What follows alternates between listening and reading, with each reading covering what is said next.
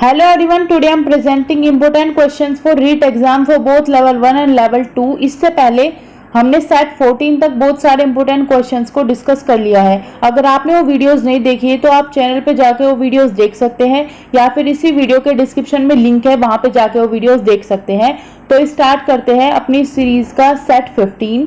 So our first question is the process of problem solving with the help of mental images, science and symbols यानी brain mapping is called. तो यहाँ पे क्या होगा, thinking होगा, motivation होगा, creation होगा या मैच्योरिटी होगी।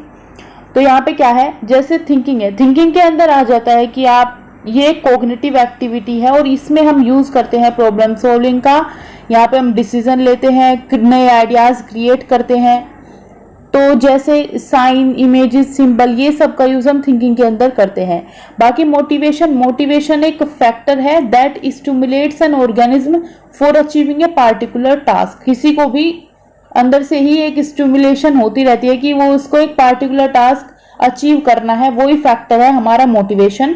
क्रिएशन क्या है कि हम कुछ भी बनाते हैं, कुछ इन्वेंट करते हैं, कुछ नया प्रोड्यूस करते हैं, जिसको कुछ भी नया समथिंग बनाना, वो ही होगा हमारा क्रिएशन। और मैच्योरिटी क्या है कि एक बच्चा है वो ग्रो करता है, डेवलप करता है और एज के साथ साथ, टाइम के साथ साथ वो नई नई चीजें सीखता है, तब हम उसे बोलते हैं कि वो मैच्योर हो गया है। तो ये हुआ मैच्योरेशन या मैच्योरिटी। यहाँ पे हमसे पूछा गया है कि जिसमें हम इमेजेस का, साइन का, सिंबल्स का यूज करते हैं, बेसिकली जो ब्रेन मैपिंग होती है वो किस प्रोसेस में होती है। तो हमने जान लिया वो होता है हमारा थिंकिंग में। तो यहाँ पे करेक्ट आंसर होगा option number A. Next question is What is the most essential factor for success of students learning? जो लर्नर है उसका एकदम रेडी रहना, teachers teaching, difficulty of content, तो ये तो बिल्कुल नहीं होगा, क्लासरूम इंटरेक्शन। तो यहाँ पे जो सबसे इंपॉर्टेंट फैक्टर रोल प्ले करता है वो होता है रेडीनेस ऑफ लर्नर। क्योंकि जो बच्चा जितना ज्यादा रेडी रहेगा किसी चीज को सीखने में, उसका उतना अच्छा मोटिवेशन होगा और वो उतना अच्छा सीख पाएगा। इसको हम विल पावर भी बोलते हैं। Will power that develops a strong intrinsic motivation in the students, in the learner. वो ही है उसकी रेडीनेस ऑफ लर्नर, किसी भी चीज को सीखने की readiness. Next question is internal driving steps stimulating a person to act in a specific way.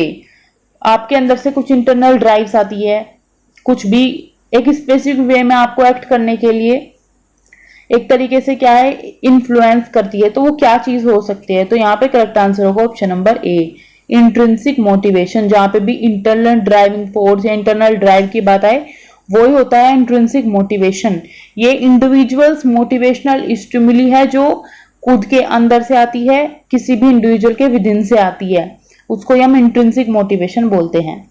Extrinsic तो बेसिकली जो बाहर से किसी रिवॉर्ड के लिए हम कोई काम कर रहे हैं। कोलैबोरेटिव बेसिकली ग्रुप्स में मिलके, ऑनलाइन ग्रुप्स में मिलके कोई काम करना, वो होता है collaborative.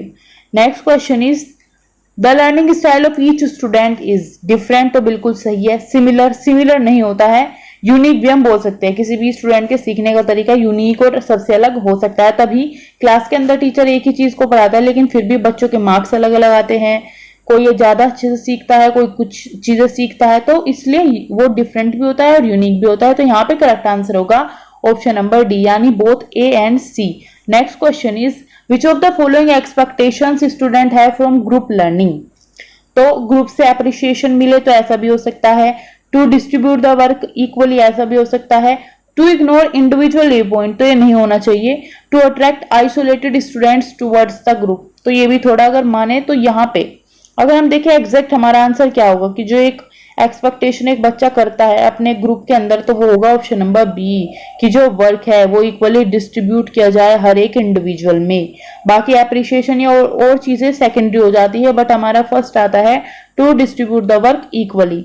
Next question is deep seated teacher prejudices about disadvantaged groups can often be revealed through an analysis of which of the following classroom practice। Disadvantage यानी जो किसी भी बेस पे, चाहे वो कास्ट हो, जेंडर हो, रिलीजन हो, डिसएडवांटेज रह जाते हैं, उन्हें चीजों का एडवांटेज नहीं मिलता। ऐसे ग्रुप जो पीछे रह जाते हैं उन्हीं ग्रुप्स को हम डिसएडवांटेज ग्रुप बोलते हैं। तो इसमें कौन सी प्रैक्टिस आ सकती है? Seating arrangement done on the basis of gender, caste and class. तो बिल्कुल सही, यही एक ऐसी प्रैक्टिस है कि आप जेंडर या क्लास के बेसिस पे सिटिंग अरेंजमेंट करेंगे तो आप इन प्रैक्टिस को कहीं ना कहीं बढ़ा रहे हैं, डिसएडवांटेज ग्रुप को पीछे कर रहे हैं। तो यहाँ पे करेक्ट आंसर होगा ऑप्शन नंबर ए। बाकी इंकरेजमेंट ऑफ मास्टरी ओरिएंटेड, तो ये सही बात है। या responsible accommodation for children with learning difficulties by the teacher, बिल्कुल सही। या encourage teacher to examine, resist and challenge the mechanical aspect of education system, तो ये भी बिल्कुल सही। तीनों पॉजिटिव है, बाकी यही हमारा नेगेटिव स्टेटमेंट जाता है। Next question is which of the following statement is correct about the process of development of an individual? It is unidirectional in nature. तो यूनिडायरेक्शनल हम नहीं बोल सकते, तो मल्टी डायरेक्शनल हुआ, क्योंकि एक ही इंडिविजुअल है, उसका सोशल डेवलपमेंट भी होता है, मेंटल डेवलपमेंट भी होता है, फिजिकल डेवलपमेंट भी होता है। तो एक कई डायमेंशन में डेवलपमेंट होता है। It is influenced by heredity of an individual, तो ऐसा भी नहीं है। यहाँ पे हेरिडिटी और आपका इन्वायरमेंट दोनों मिलके रोल प्ले करते हैं किसी भी इंडिविजुअल के डेवलपमेंट में। कहीं पे हेरिडिटी ज्यादा होता है, कहीं पे इन्वायरमेंट की ज्यादा वैल्यू होती है। There is a cultural diversity in the process of development, या development is only based on environmental factor, तो ये भी नहीं होगा। बाकी कल्चरल डाइवर्सिटी की बात करें तो डेवलपमेंट के प्रोसेस में कल्चरल डाइवर्सिटी होती है। कोई भी इंडिविजुअल है वो एक्सपीरियंस करता है, इंटरेक्ट करता है विद डिफरेंट पर्सन जो उससे मिलते हैं उसके इन्वायरमेंट में, और वो उसको इन्फ्लुएंस भी करते हैं। And this influence play an important role in development of a person. इसको आप ऐसे एग्जांपल से समझ सकते हैं, जैसे स्पोर्ट्स पर्सन की फैमिली में कोई बच्चा पैदा होता है तो वो उसके अंदर अपने आप से ही आती है, and he is also going to be affected and influence to participate in sports which impact her और his physical and mental development. तो ऐसा भी होता है, स्पोर्ट्स पर्सन या कोई एक्टर है उसके घर में बच्चा पैदा हो तो उसके अंदर भी थोड़ी थोड़ी ये चीजें आती है, और वो भी इन चीजों से इन्फ्लुएंस होता है, अफेक्ट होता है। तो यहाँ पे हम बोल सकते हैं कि कल्चरल डाइवर्सिटी होती है in the process of development. तो our correct answer is option number C. Next question is Who is the father of social constructivism? Social constructivism यानी social culture factor, social condition जो influence करती है हमारी thinking को, हमारे knowledge construction को। तो इसके फादर किन्हें बोला जाता था, कौन थे सोशल कंस्ट्रक्टिविज्म के फादर? तो यहाँ पे करेक्ट आंसर होगा ऑप्शन नंबर बी यानी Lev Vygotsky. Next question is national education policy lays emphasis on 2020 जो एनईपी है वो किस पे ज्यादा एम्फेसिस डालती है? लर्निंग फॉर एग्जाम्स, तो ऐसा नहीं है। रोट लर्निंग पे तो बिल्कुल नहीं। प्रैक्टिस ड्रिल या फिर कॉन्सेप्चुअल अंडरस्टैंडिंग, तो प्रैक्टिस ड्रिल को छोड़ के भी कॉन्सेप्चुअल अंडरस्टैंडिंग पे एनईपी फोकस करती है कि बच्चे का जो कॉन्सेप्ट है उसकी अंडरस्टैंडिंग उसकी क्लियर होनी चाहिए। Next question is drill lessons mean, तो हम बात करते हैं ड्रिल एंड प्रैक्टिस। तो इसमें क्या होता है कि जो भी फैक्ट्स हैं हम उनको बार बार रिवाइज करते हैं, डेफिनेशंस है, एग्जांपल्स है, कोई भी वर्ड मीनिंग है उन्हें बार बार रिवाइज करके लर्न करते हैं, वो ही होता है drill.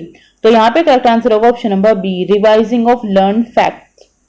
Next question is which of the following assessment strategies would you not use in a progressive classroom? तो यहाँ पे है नॉट यूज, तो आपको सारे पॉजिटिव पॉइंट्स में से एक नेगेटिव ढूंढना है। Use of reflective journal by teacher, तो बिल्कुल सही है। Self assessment and peer assessment, तो बिल्कुल सही है कि बच्चा खुद भी असेसमेंट कर रहा है अपना और पीयर भी उसके असेसमेंट करे, तो बिल्कुल सही। Reliance on norm reference assessment only, या क्रिएशन ऑफ स्टूडेंट पोर्टफोलियो, तो पोर्टफोलियो भी एक सही होता है असेसमेंट के लिए, सही फैक्टर है कि यहाँ पे बच्चे की आपको पूरे स्टार्टिंग से लेकर एंड तक सारी एक एक स्टेजेस में जो भी उसके वीकनेस, स्ट्रेंथ या डेवलपमेंट, अचीवमेंट जो कुछ भी है वो सब आपको पता चलता है, तो ये भी सही है। बाकी नॉर्म रेफरेंस असेसमेंट यहाँ पे आया है, तो ये क्या होते हैं? तो ये ट्रेडिशनल क्लास बेस्ड असाइनमेंट्स होते हैं जहाँ पे हम असाइनमेंट देते हैं बच्चों को और उससे ही मेजर करते हैं उनकी कैपेबिलिटीज। जैसे कि एक ग्रुप के अंदर टीचर ने ग्रुप में असाइनमेंट दिया और उसके जो रिजल्ट्स रहे वो पूरे ग्रुप की परफॉर्मेंस को देखते हुए रिजल्ट टीचर ने सबको दे दिए, तो ये होता है नॉर्म रेफरेंस असेसमेंट ओनली। तो इसमें सही से हम हर एक इंडिविजुअल को मेजर नहीं कर पाते, उसकी स्ट्रेंथ, उसकी वीकनेस या प्रॉपर असेसमेंट नहीं हो पाता। तो यहाँ पे क्या है कि हम नॉट यूज की बात की गई है, तो यहाँ पे करेक्ट आंसर होगा option number C. Next question is name the teaching strategy that is based on the psychological principle of trial and error theory, तो यहाँ पे करेक्ट आंसर होगा option number D, heuristic approach. इसके अंदर क्या है कि टीचर कोई भी प्रॉब्लम बच्चों को देता है और बच्चे उसे सॉल्व करते हैं बाय ट्रायल एंड एरर, और ये मेथड क्या है, इससे क्या है बच्चों के अंदर अपने आप ही साइंटिफिक अप्रोच इंक्रेज होती है किसी भी प्रॉब्लम को लेके और क्रिएटिविटी बढ़ती है।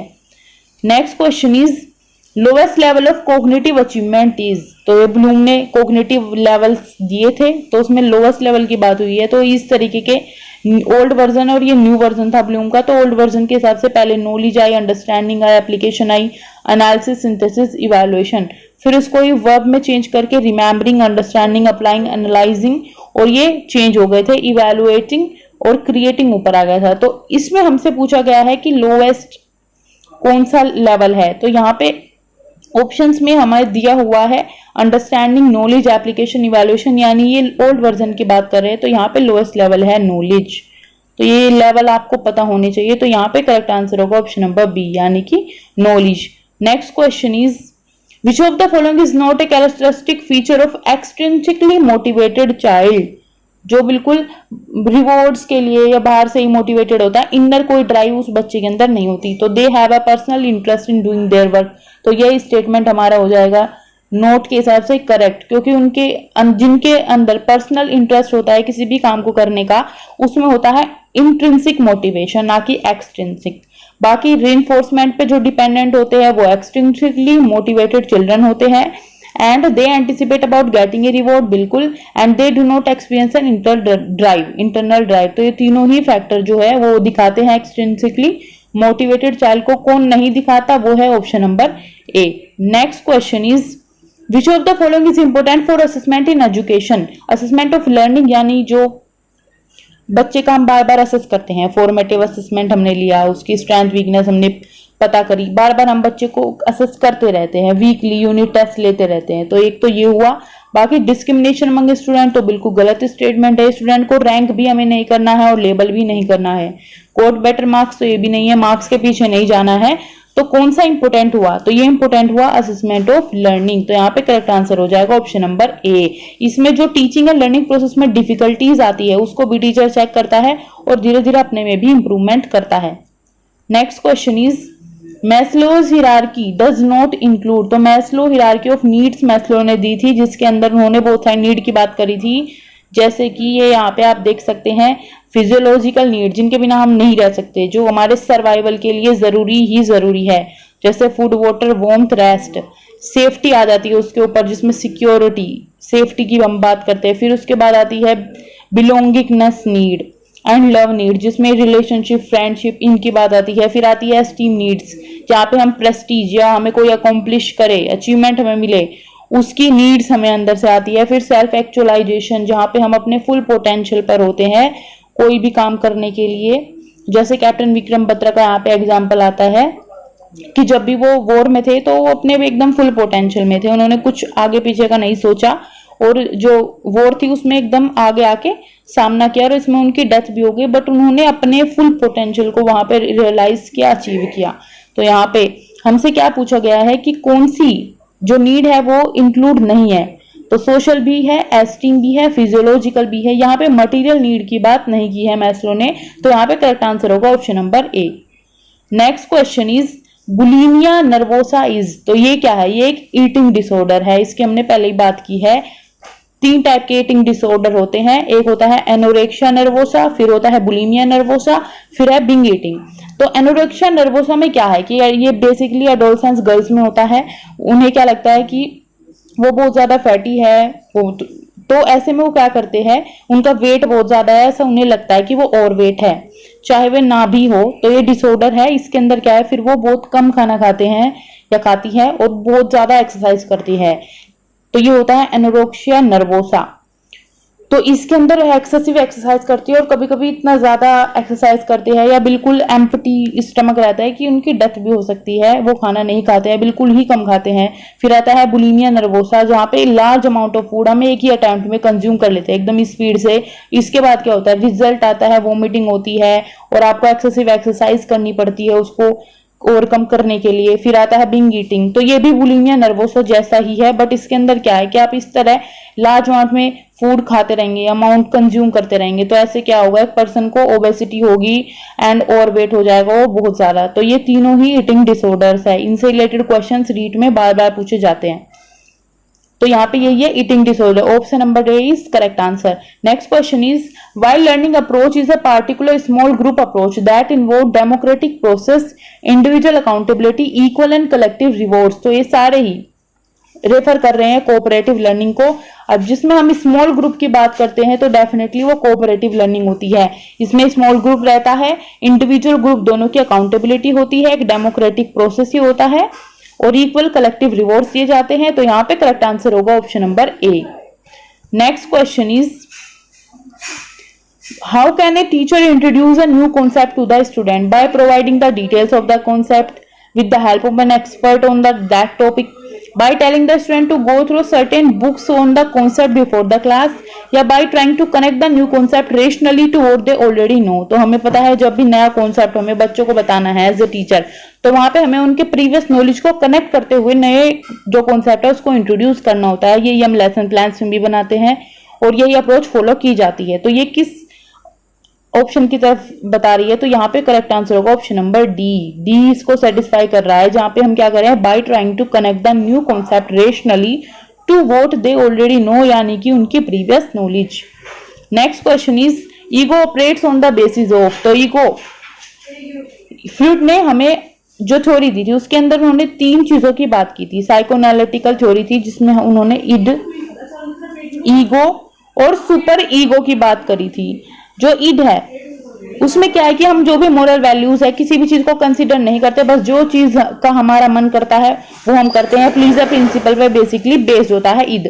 फिर आती है ईगो। ईगो जो है वो रियलिटी प्रिंसिपल पे बेस्ड होती है कि हम कोई भी काम करने जा रहे हैं तो हमें पता है कि हमें पहले इसके लिए परमिशन लेनी होगी। एक बच्चा सोचता है आइसक्रीम खाने से पहले कि अपने पेरेंट्स से परमिशन लूं कि मुझे खानी चाहिए नहीं खानी चाहिए। सुपर ईगो क्या है कि हम सारे काम हमें एक मोरल ह्यूमन बीइंग बनाती है, सोसाइटी में रहने लायक एक इंसान बनाती है, जिसके अंदर सुपर ईगो होती है। किसी भी काम मोरालिटी बेसिकली उस इंसान के अंदर आ जाती है, उसे पता चलता है कि क्यों उसे परमिशन लेनी चाहिए। ये चीजें सुपर ईगो के अंदर आती है। तो ईगो किस पे ऑपरेट करती है, तो ईगो ऑपरेट करती है रियलिटी प्रिंसिपल पे। यहाँ पे करेक्ट आंसर होगा option number A. So out of 20 आपके कितने क्वेश्चन सही हुए ये आप वीडियो के कमेंट सेक्शन में बता सकते हैं। और अगर आपको वीडियो अच्छी लगी हो तो इसको लाइक करें, शेयर करें और चैनल को सब्सक्राइब करें। Thanks for watching.